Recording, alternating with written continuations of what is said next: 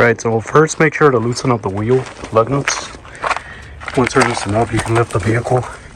Should be able to lift it from those two tabs right in between. But yeah, once you have it lifted up, you can remove that wheel and get ready for the next part. Once the wheel is removed, you want to remove this bolt right here. It's a 14 millimeter, and this one right there. So remove both of those for this next part.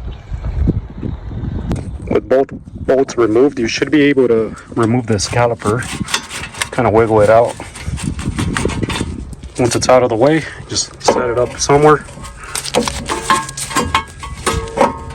There you go. That way it's nice out of the way, and you should see your brake pads right here. You can pop these out just by squeezing against it. Could use a little screwdriver, makes it easy sometimes too. Next, once the caliper is removed, you want to remove these two bolts back here. You have one right here and one right here, right below it. That's what hold this bracket down. You want to take that out in order to remove this rotor and replace it. These are pretty warped, so we're going to put some new rotors on here. You might need an extension to access that top bolt. It's pretty close to that bolt right there on the shock. Right. Once that bracket is out of the way, sometimes you'll get lucky and these rotors will pop out, but we're not so lucky on this case. So in order to pop this off, you will have to give it a few good whacks with a hammer. Then you hit it here, across, top, bottom, and continue that pattern until the rotor breaks loose. A few good whacks did the trick, loosened it up. Now with the new rotor installed, the next part, you want to pop out these slide pins. They pop out, and you want to clean them up and put some new grease on them. Also change this hardware. Do them one at a time so you know exactly the way they face and how they went.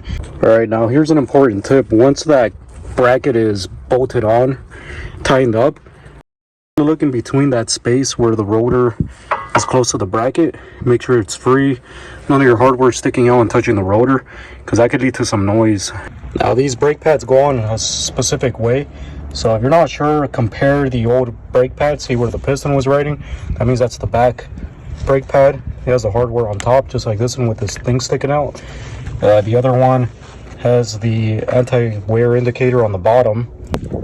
So to compress this caliper, it's a dual piston one, so you'll probably need a tool like this. It's a dual piston caliper compressor. So for this one, it's pretty easy. You just put it in the middle, and as you turn this, it'll tighten, open up these plates, and that'll compress those two pistons at the same time. So if you don't have that tool, you most likely will need it. And I bought this one over at O'Reilly's. That back brake pad kept sliding off whenever I tried to place it in by itself, but so I had to hold it in and then put the caliper over it to hold it down. Once you do that, you can put a bolt in there, start tightening it down, and that'll hold the rest down. So this one's pretty much done. Last part you want to do is just maybe spin this a little. Make sure you don't hear any high pitch squealing noise from the hardware. In this case, we're good. So